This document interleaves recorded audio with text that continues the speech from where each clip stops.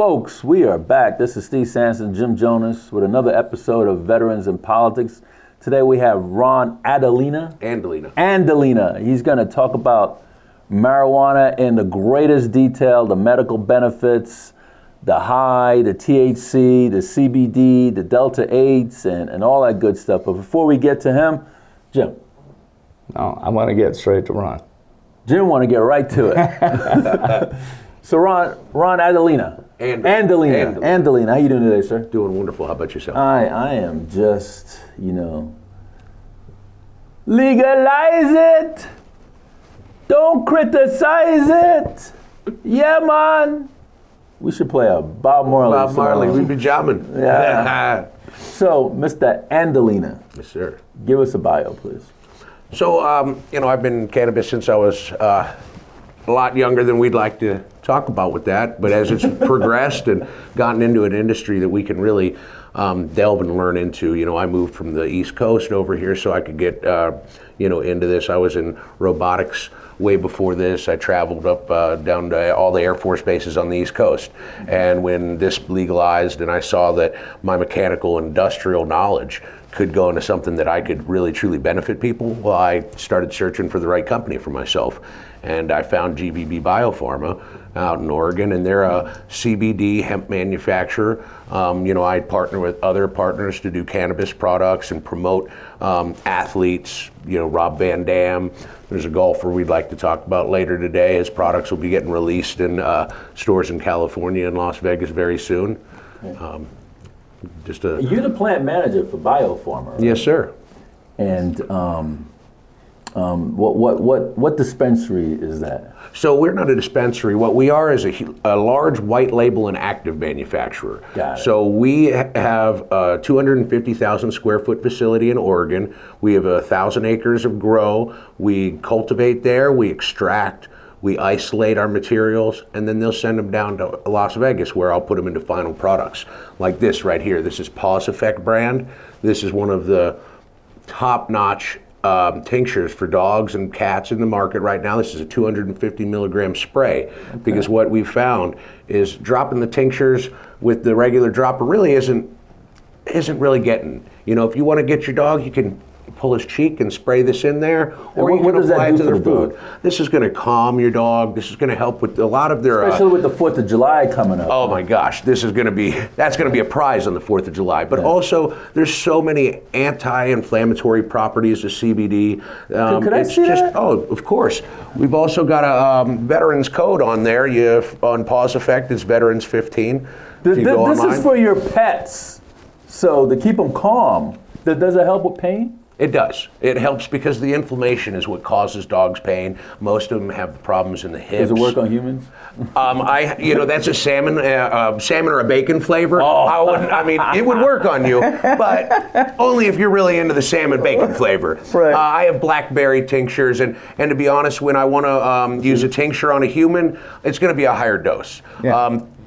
Dogs and cats are very sensitive to cannabinoids and everything. Yeah. They live such a clean lifestyle. They've never taken a drop of alcohol, let alone a cannabinoid. So It works so much more effectively on an animal. There's no reason to give them high doses. How much is this going for? Those, I believe, retail online for $45, but with your Veterans 15 discount code, you guys will get a discount, and I'll be donating 50 cents of all proceeds to this to whatever foundation that you guys would like.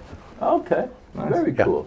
The Veterans in Politics Foundation would be the foundation. All right. That we would like. Well. Yeah. So, what's going on with this Delta 8? So Delta 8 right now is, I'll tell you, it's in a transmission because there's 13 to 15 states that have now legalized it. Because it does have some intoxicating effects. Now, it's allowed to be produced under a CBD license currently because it's produced from a hemp product. It can also be produced from Delta 9, which is THC, but we comprise this from hemp. But new statutes came out, Senate Bill 59, rendition 368A or something the other day. We got letters of intent, and it did speak on synthetic cannabinoids. Now, right now, we're going with our lawyer lawyers to see what is exactly. Synthetic Cannabinoids. So, to be honest, I don't feel that Delta 8 really classifies as that. But before we, delve further, we want to get clarification from the state. But a synthesized cannabinoid would basically mean you took two materials, solvents, whatever they may be, algae and yeast, and made a combination and slurried them till they changed the molecule structure. Right. Now that's synthesizing a molecule. Okay. Now what we're doing with this isn't quite synthesizing. It's a little bit of an isomerization process. You're changing an already prevalent cannabinoid molecule and breaking one of its chains. Now you're changing the structure of the molecule to replicate something that's already in low doses. This right here, this probably has 0.8% Delta 8. Very low amounts where that's a 34-5% THC strain, right. But the Delta 8 THC is very low. So to bring this that doesn't show up in the bloodstream. So that doesn't show up as Delta 9. That's it's a different Delta 8 cannabinoid. Right. I'm sure they could eventually figure a way to test for that, but it doesn't represent as Delta 9. It doesn't show up in a urine test. Not as Delta 9, no sir. But it gets you high. It does. It does have some. Folks, look at this. It gets you high. It doesn't show up in a blood test or a urine test. Everybody should be rushing to the store. Well, and that's why there's some regulation. Yes, it is. Hold on, before I got to interrupt. So what is good about that? I mean, think about it. So it doesn't show up in the blood, in a blood or urine test, but it gets you high. So being high is an advantage. Well, when you're in the main workforce, how about being drunk? So that's not an advantage either. I'm not saying it is. Basically, do people use this to relax or what? Well, so this can be used to relax. Now, I do understand where regulation maybe wants us to follow better guidelines as CBD, but I don't feel it should be taken away from production. I think that we should understand how to regulate this a little bit better so we're not selling it maybe at the convenience store. I understand the concern, but I also don't understand where right now they've found that this has very great healing properties for nerve damage. So I think as this progresses with the right studies and the right usage, this could actually prove to help people that have Alzheimer's, autism, and a lot of other problems. But the Delta 8. And the big thing about it is not always going to get high. Everybody likes that. Everybody likes to get drunk. Everybody loves that feeling. But there's so much medicinal value that we're throwing that out the window when we're all, woo, let's get high. And the abuse of the product is what's going to make people not appreciate the medical factor of it. Right. True.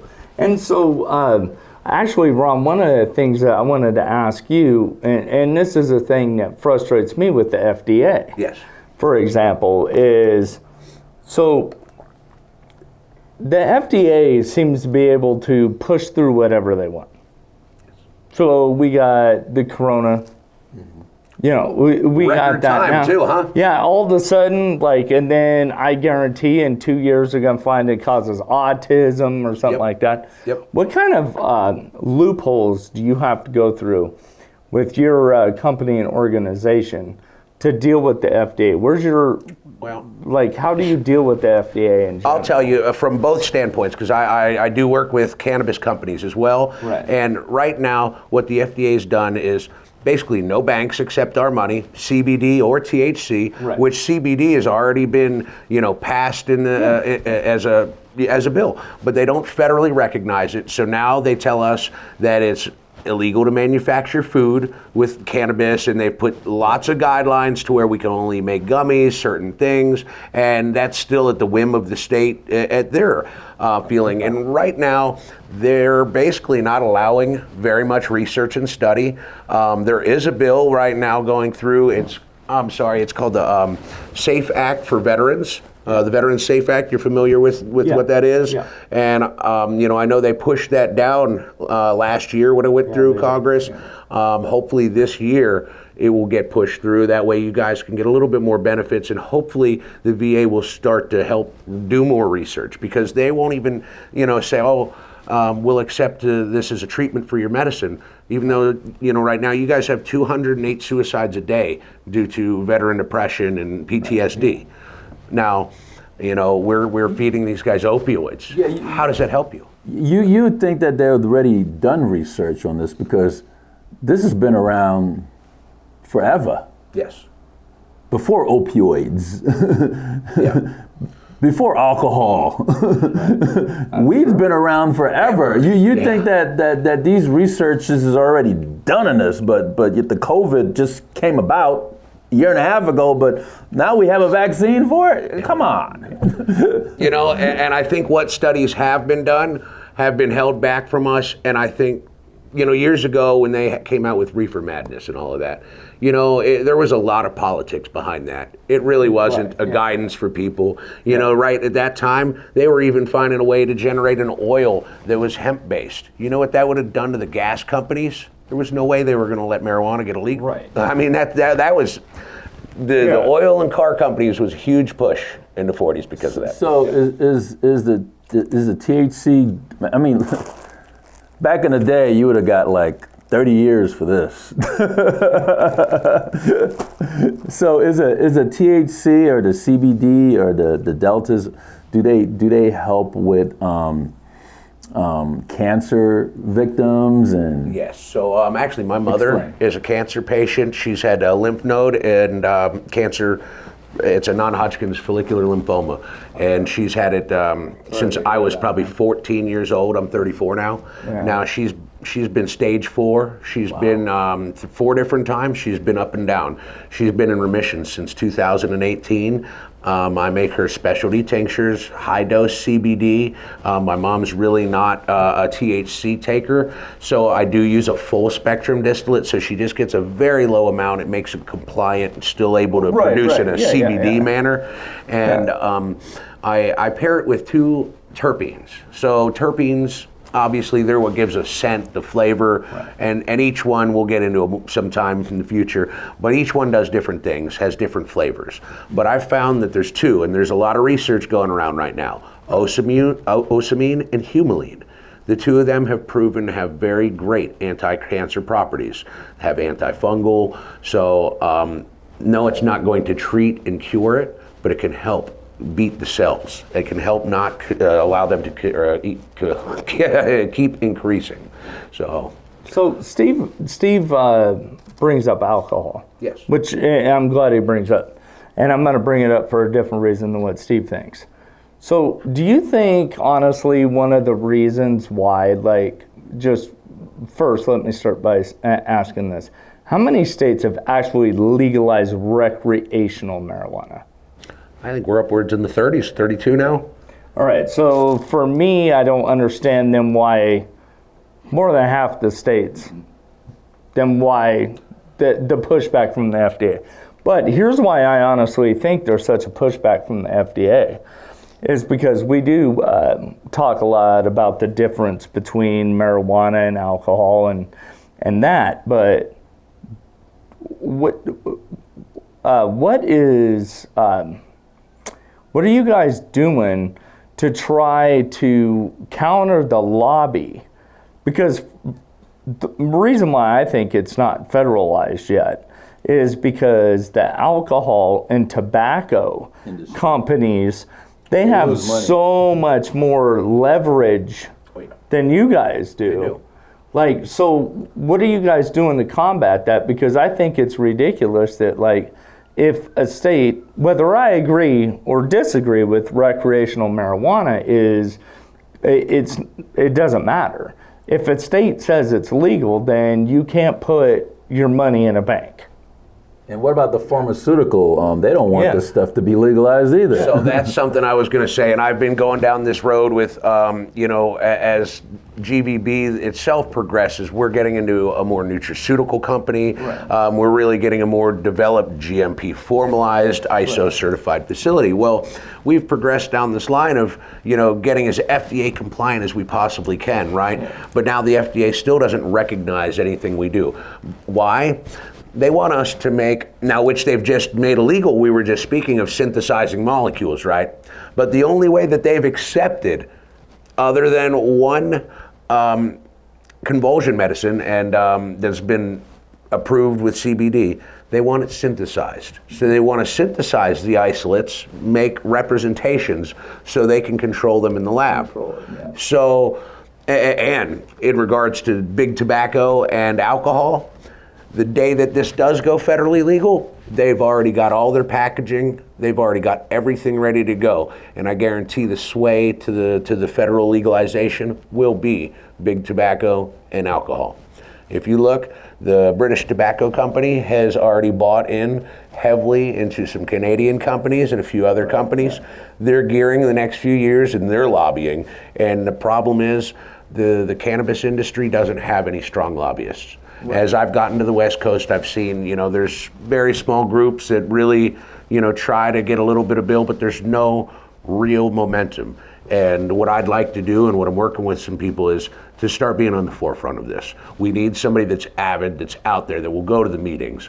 And I'm willing to do that. I've been talking to the groups that I work with, and somebody's got to represent us. Somebody has to be heard. Otherwise, we're never going to get where we have to be. And we're going to allow big corporation to come right back into this industry that we've really tried to develop. And if you look at the statistics, this is the first industry that is actually a higher ratio of women employers in the business. So I mean, this is a new industry, it's a new transition time for people, and we've got to support this and support the women that are out here building these cannabis businesses. Everybody that's involved, it's growing and it's helping the community. Well, I think, and here's what I think, Ron, and I'm glad you came in, because as far as I'm concerned, now that it's legalized in about 32 states, right? So marijuana is actually coming in at a ground level at the point where, because you always hear the big thing is, well, how do you regulate it? And how do you measure if somebody is truly driving under the influence? Like, they came up with an arbitrary number for alcohol, 0.08, right? But then they say, well, with marijuana, it's a little weird because there's different tolerance levels and nanograms, and trying to figure all that out, right? Well, the same thing is for alcohol. I'll be perfectly honest, and I don't mind telling everybody, a 0.08 for me, no big deal. Somebody else at a 0.08, man, they can't even walk to their car. Yeah. So 100%. So you guys are on the ground level of it, though. So and the regulation on that nanogram. Yeah. So I haven't smoked since yesterday. Yeah. I could still test. I smoke every day. I broke my spine in 2 places. I used RSO to treat my own pain. I never did any surgery, really, and I used all plant natural to heal it. Yeah. I have so much cannabis in my bloodstream that I would test 3-4 days without smoking, and this regulation is it's preposterous. Yeah. It's unfair, and it's just to incriminate everybody that partakes. Right. So what's the difference between the gummies, the vaping, and the flower? So gummies, they take a little bit of time. They process in your liver. The Delta 9 actually turns to Delta 11 as it processes through your liver and everything. That's when you begin to get that sensacious high.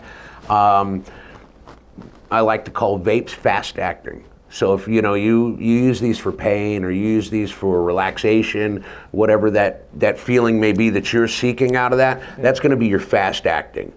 And cannabis, if you smoke it, we know it takes 5-10 minutes, but generally that's a lot reduced effects. A vape is more concentrated and more direct and to the point. You only need 2 puffs, whereas you might smoke a whole joint. Cool. So another question I have for you. So one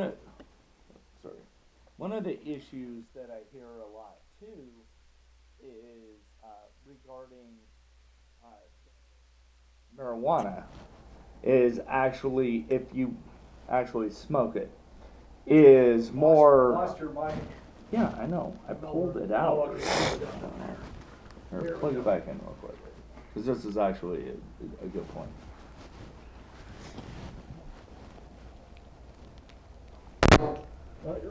Okay.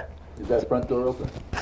Yeah, sorry about that. I talk with my feet too, so I can't cross my leg. So one of the things too, I hear from people who have, and just for all honesty, like I'm not gonna sit here and say I haven't smoked.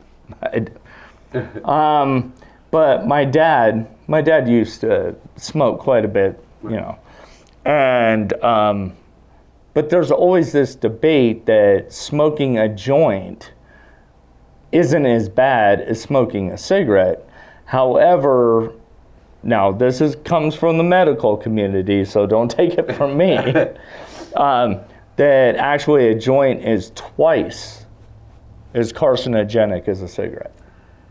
You know, and I've read those studies, and I know a lot of people that have avidly smoked marijuana their whole life and have never got cancer, but I've never met anybody that smoked cigarettes their whole life that hasn't got cancer.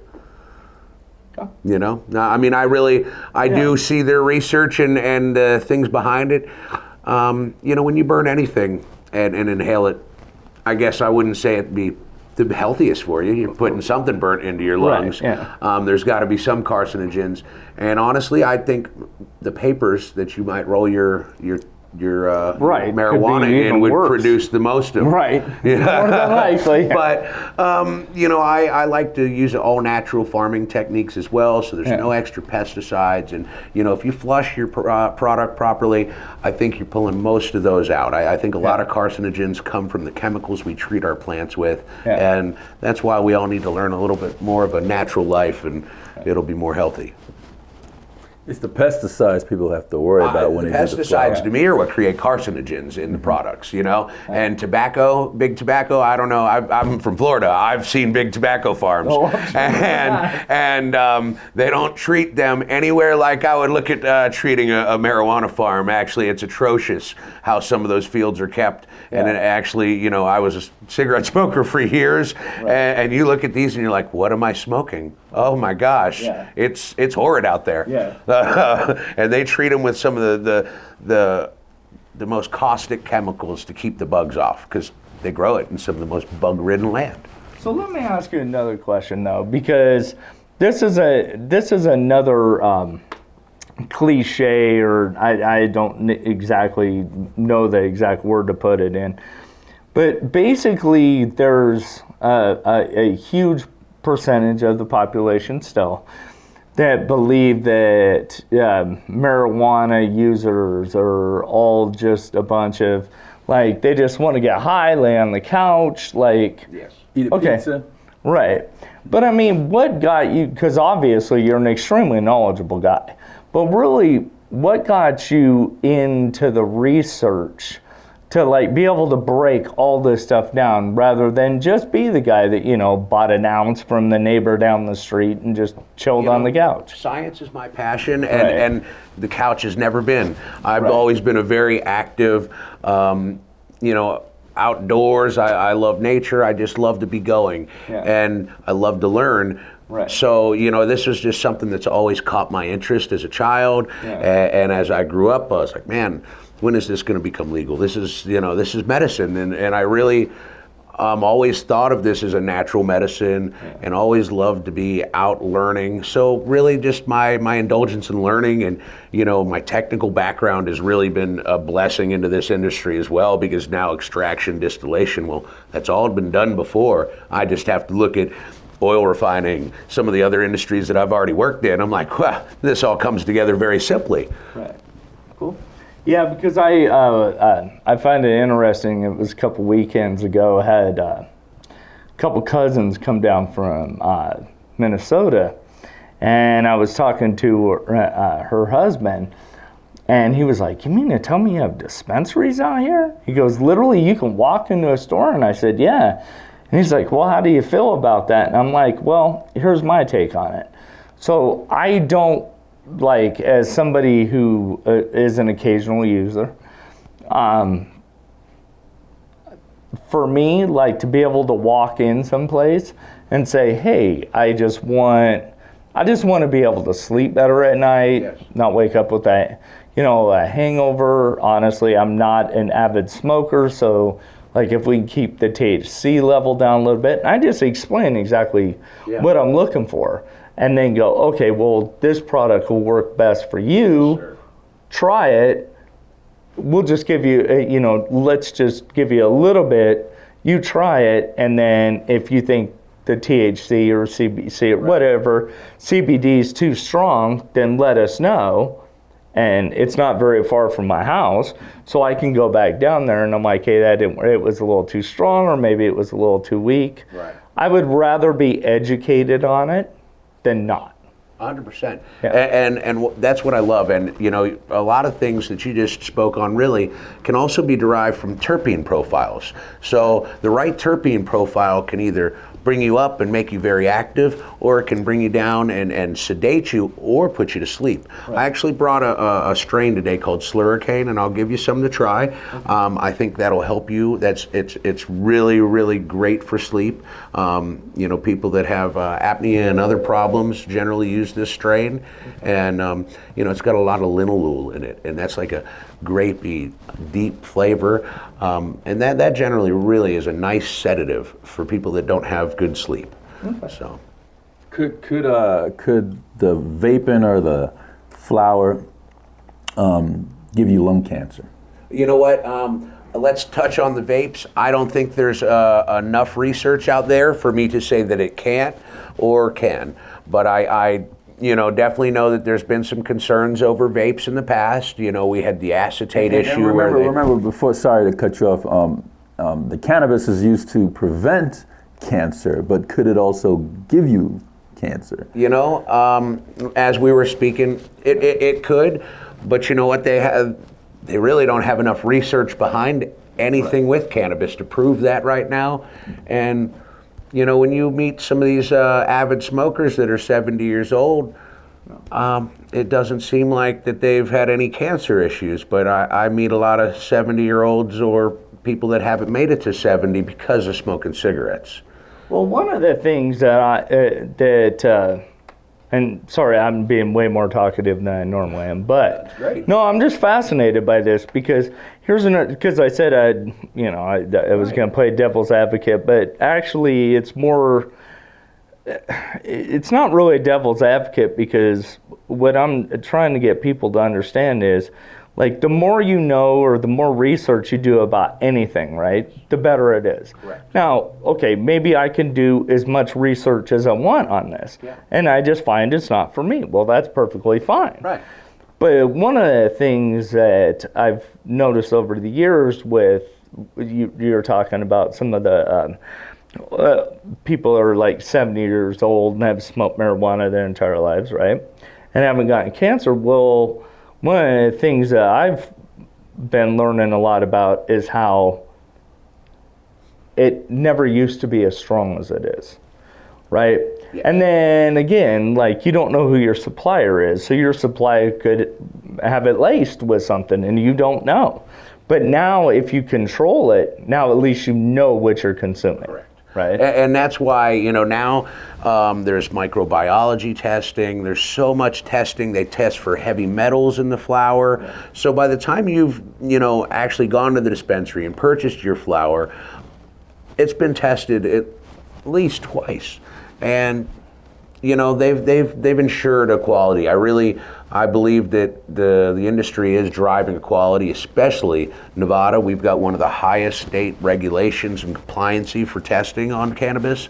And, I think some of the stuff prior that might have produced carcinogens was improper feeding techniques, poor fertilizers, people using, bug control that was improper. I mean, there's natural, oils that would, neem oil, that I could put on if I ever had to treat for bugs or anything on a plant. Neem oil. You don't use these unhealthy caustic chemicals. Right. And I saw a COA a few months ago from a gentleman, and as soon as I looked at his test, I said, what pesticides were you using out in your bed? And he said, oh, I wasn't. I said, yes, you were. And then he started to explain, and he was using some chemicals, and he shouldn't have been using those, and it showed very residual. It would have passed in certain states, not in Nevada, but it would have passed somewhere.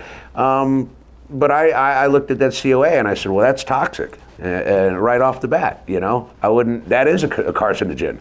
and some pesticides it's give you residual headaches. Pesticides. Yeah. And that's where I believe the carcinogens that we were finding and things like that prior, and that's just not properly stopping and flushing your plants and doing the proper treatment of growing. I still, but he was a heavy smoker, so I'm not just blaming it on pesticides. But I still swear that's half the reason why my dad died of lung cancer so young. Because he used to work for a feedlot and he did silage. Oh. And like he said, God knows what I was breathing in. Yeah. Because we didn't wear masks or anything back then. And they were just like crop dusters and stuff would just come over and just drape them all day long and stuff. That's awful, yeah. Yep. Yeah. So what's the difference between Endica and Stativa? Okay, so Indica is actually really what we would consider the cannabis plant. Now, this is a little strange because now in cannabis we have sativa and indica, but predominantly sativa used to be considered more of a hemp plant. So when you say cannabis sativa, that would have been a low quality, low potency THC. Now we've gotten so great at hybridizing and doing these different things with them that cannabis sativa is a whole different strain. It's an upper, whereas indica is a downer. Yeah. And then we have hemp sativa, and that is regulated under 0.3% THC or total T in some states, you know, because there's other THC, there's THCV, THCA, and in our state, we allow a total T content, whereas some states only focus on the THC content. So we're allowed to have a little bit more of the cannabinoids in our hemp flower than, say, you know, North Carolina. And what about the wax enhancement? What does that do? So the wax actually, you know, this is for really avid marijuana users. If you're a first timer, that's not for you. This is a type of batter that we run. And you know, when you have your flower trimmed down, that's great. There's a lot of people that use this as well to help them wean off of harder drugs. Mm-hmm. You know, they've got that withdrawal symptom that's hitting them, and they don't know how to handle those type of feelings, right? Well, this concentrated marijuana can give them a little bit more relief. It's very instant effect. You know, you. How does that work, though? Well, I've got a rig I can show you. Well, you heat up a bong, and you drop your hit in, and then you put a cap on it, and you know, you hit your bong till it's cleared, and you know, then hopefully you clean out your banger so it stays clean. So let me ask you the other question. I'm sure you've gotten this 5 million times, and this will be easy for you to field. Gateway. It's the number one thing everybody says. It's a gateway drug, and specifically to opiates. So I think maybe back in the day when you had to go buy it from a drug dealer, it was a gateway. Because you walked into a drug dealer's house that had not just marijuana, but he had a plethora of other drugs that he wanted to push on you. So he kind of started it there, and he's like, hey, if this doesn't work for you, just come back. Yeah, come on back and try this one over here. What kind of feeling are you looking for, buddy? I got you. Now you go to a dispensary and you say, hi, I want to feel this. Well, they're going to find you the right cannabis plant. Right. The knowledge behind this industry now has changed so much from some drug dealer sitting on his couch that didn't even know what strain he had. You know, now we know what strain we're working with, what terpenes are there. I mean, I've got a booklet right here. Whoa, I'll fall over getting it. That's all about cannabis plants and their health benefits. So right here we go through the medical marijuana booklet. And if I don't know it, generally this book's gonna know it for me. And you know, I'll go through and, you know, right here, the first page, treating depression with marijuana.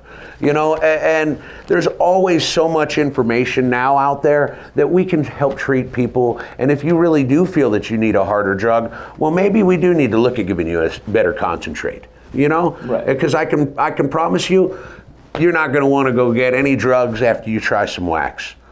No need. You're going to feel great. Why would you want to go toxify your body with foul? You know, and I've been around these drugs. You know, like I said, I broke my spine when I was 18. Yeah. 34. That was my first induction to pain medicines and opioids, and it wasted 5 years of my life. You know, I mean, of course I was working and functioning, but was I really functioning? Right. No. And that's not the life anybody should have to lead. Right. And a lot of veterans are stuck and trapped in this or because on opioids. Yes. And how do you wean them off? Well, right now the VA needs to acknowledge marijuana as soon as we can get this federally legalized, so they can start more research, so we can start recommending things to you, and also so we can start paying for the marijuana as a medicine. But right now, there is a case. Actually, I watched a show a few weeks ago, and there was a gentleman in Arizona. I believe his name's Danny, and he had been locked in by a contract by the VA to where he was taking 32 or something different pills a day for all of his PTSD and problems from serving for our country. Mm-hmm. They refused to allow him. They told him they would take him off his VA benefits if he went and did medical marijuana. Now, this whole episode's really about veterans and medical marijuana, and I valued every bit of information, but after watching it, it made me so sad knowing that 208 people are killing themselves a day. We're not doing anything to help them. I mean, why? Why shouldn't we should just give you guys marijuana? We shouldn't even charge. This is what, if you want marijuana, and I'm not saying everybody does, but if that's a choice, we should be giving it to you. Yeah, we had a congresswoman on the show years ago, Amata Amaya, and she says that you won't. The VA does not test for marijuana, and two, if you were on marijuana, you wouldn't lose your benefits. Huh. So that was a pretty good knowledge base to know. Okay. Well, and then here's the other thing too. And I'm sure you brought this up, but I think this would be another good point to bring up. But it's hard when you're fighting the pharmaceutical companies and the big beer and tobacco companies. I mean, I watched a documentary years ago about beer wars. Blew my mind. I was just like, and I'm a redneck from South Dakota, been drinking beer pretty much my whole damn life, and I was like, it's that complicated? But one of the things that's interesting is that, like, people don't understand, and almost any doctor will tell you, like, if you could talk to them in private, that marijuana is actually a good alternative to chronic pain. Where when you get into opiates are good for acute pain at first. So if I snap my leg, it's kind of mind altering, so it basically makes you from going crazy. Right. But once that heals, like, you got to get off that stuff. Correct.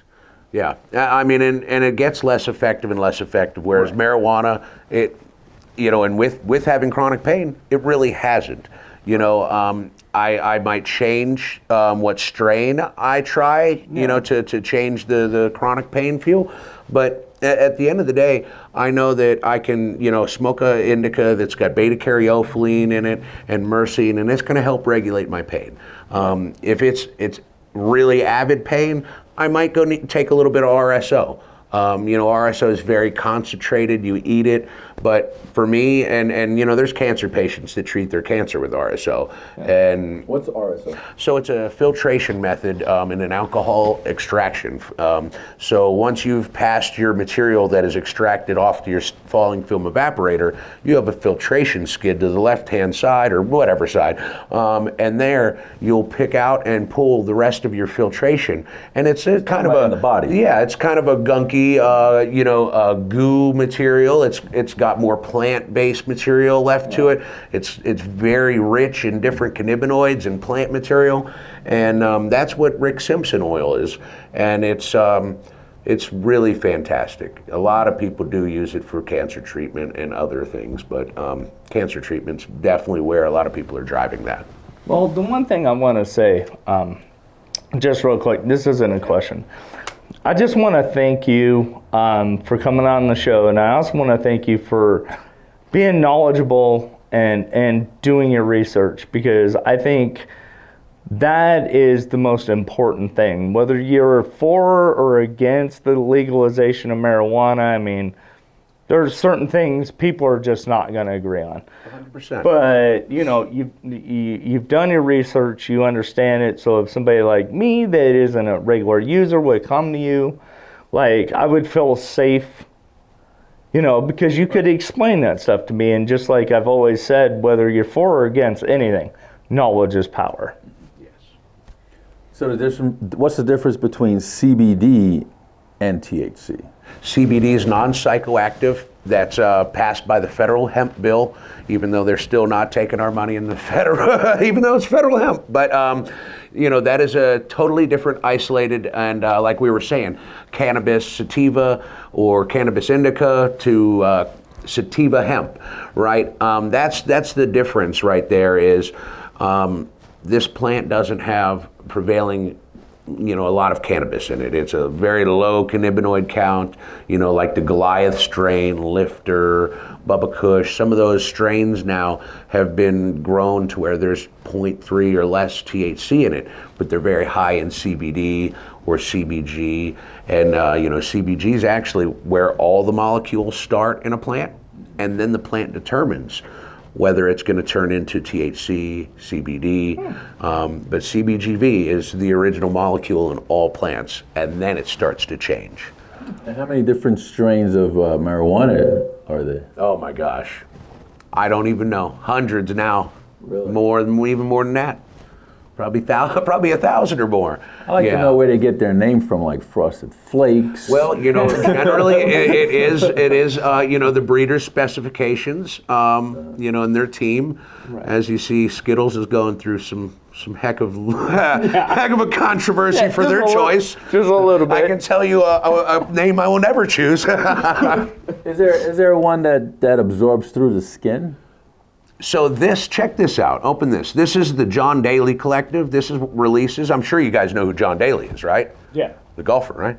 Yeah. So he's going to be releasing these chocolate THC strips and chocolate infused yes. So something that is sublingual, something that soaks in, that will soak in right there. You put it right under your tongue, and that'll give you instant relief.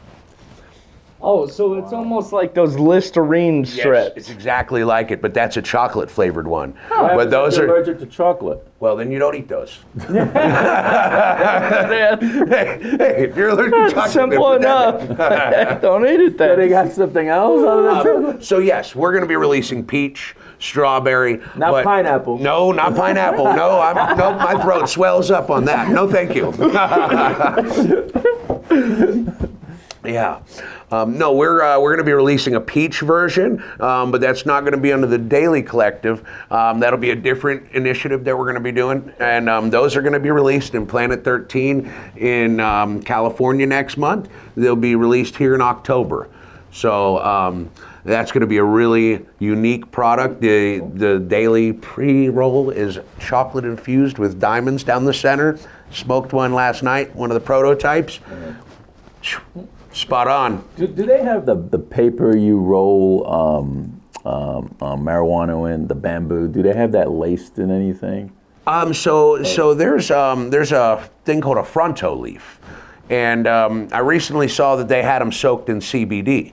But now here's my thing: when I want to smoke marijuana to get high, I don't want any CBD in there, because what CBD does is actually combat the psychoactive feeling of THC and bring you down. Now, it's great for medicinal patients. Some people mix the CBD and the THC. Yes, and that's because they want the more medicinal feel. If you really want to get the medicinal factor of THC, but not get high or so high, right? You're going to weigh it down with more CBD. The more CBD that you have in a product, the less you're going to feel the THC. Oh. So they actually weigh each other out. That's why, in most industries, we want to separate them, and we do all this distillation to separate these molecules, because CBD is much more effective by itself for certain things, so is THC. But if you want to combine the two, that's where you're more in a medicinal factor. I feel 7 to 1, 7 part CBD to 1 part THC is a really great medicinal factor for certain, and then some I'd say 11 to 1. Yeah. But it generally depends on what your ailment is, and what you're seeking out of that. Yeah. But by weighing it heavily with more CBD, it definitely weighs out that psychoactive feel and allows people to get the cannabis benefit. So you mentioned earlier about the money can't be in the banks. So the growers, the dispensaries, the people that are in the cannabis business, Where do they put their money? I mean, there's their pillow? in their closet. There's a lot of people that have whole warehouses full of money, but I mean, there's banks. There's very few banks that will work. I use one out of New York, Novo, for my CBD company. There are far and few. It's just a real struggle for people to find a real bank. I know that now my company that I work for and manage has, gotten in with a larger scale bank that's, taking this industry more seriously now. But over the past few years, it's been a huge struggle for these guys. And, there's the banks that we are able to use really aren't the banks you want to use. They're not as insured. There's not as much backing for us if we lose our money. Well, yeah, because, we were talking about this earlier in between the break, but so those banks might not be covered by FDIC. Yeah, a lot of them are not. Yeah, exactly. Yeah. And even the one that I found, they were so minimally, if if they go out, we're not really going to get our money back. So, okay. The fact of the matter is it's just put everybody in a really hairy situation where they have to keep large amounts of cash in places that are very unsafe for you to do that. It's not a good plan. Right, yeah. No. Could you give us the pro and cons between THC and alcohol? I'm not a anti-alcohol, but I'm really not, super avid. I don't see that it really has any health benefits or anything that I'd say, oh my gosh, you're sick? Well, go take some alcohol. You're depressed? Well, I certainly aren't gonna. That's the farthest thing, And this is a product here where I can say you're depressed. And you see that's the part I can't understand, because alcohol causes depression. Correct. Okay.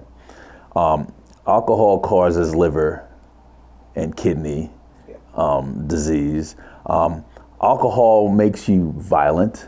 Depends on what you drink and who's drinking it. Yep. But you never hear any of that when it comes to marijuana. Correct. But people say, well, marijuana is the gateway drug. But alcohol pushes you to go smoke tobacco. I was going to say, isn't that a gateway right there? Like I said, I don't drink a lot, but I was at the bar the other day. The guy's over here pouring shots, drinking one hand, smoking in the other, cigarettes. And then he looks over at me and goes, well, gosh, who's got lines of coke in here? Well, what kind of gateway drug is that right there that now the man wants to do this? It's like a reverse psychology on it for some. I mean, I just think that it's had such a bad rap because of where you had to get it. You had to get it from a drug dealer. It made it an unsafe transaction. It made you go into a den of other drugs.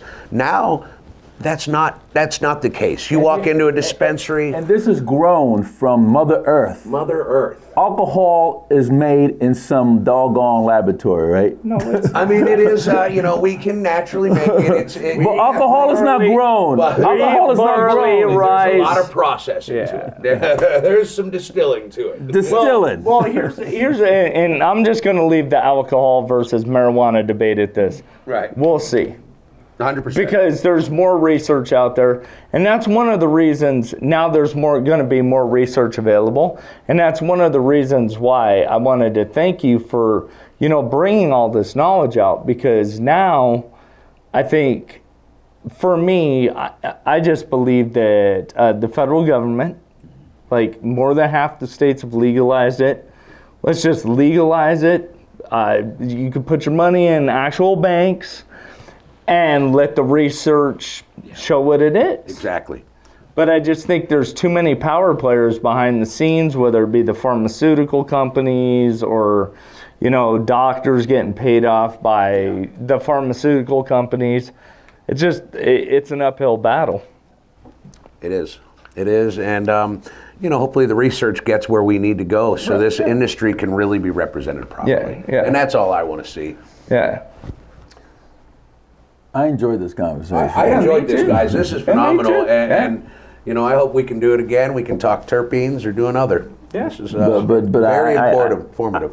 But usually when people smoke marijuana, they don't drink alcohol because they say you're gonna mess up my high. Yeah, or if they do, it's very rare. You might Give me some water. Yeah, last night, I was like, okay, I'll have one drink with you guys, That's pretty much. Other than that, I'm just gonna be vaping right But, here. I used to drink, and I saw the problems it caused me. My health where it was, Right. The decisions I made. Oh, I'm not I don't want to be that guy. trust me. You never wanted to be that guy. Yeah, I was no, like, I'm not. you're I'm doing not. that. I am definitely not pro in tobacco use. There are a lot of people that smoke marijuana and go write beautiful articles. Yes.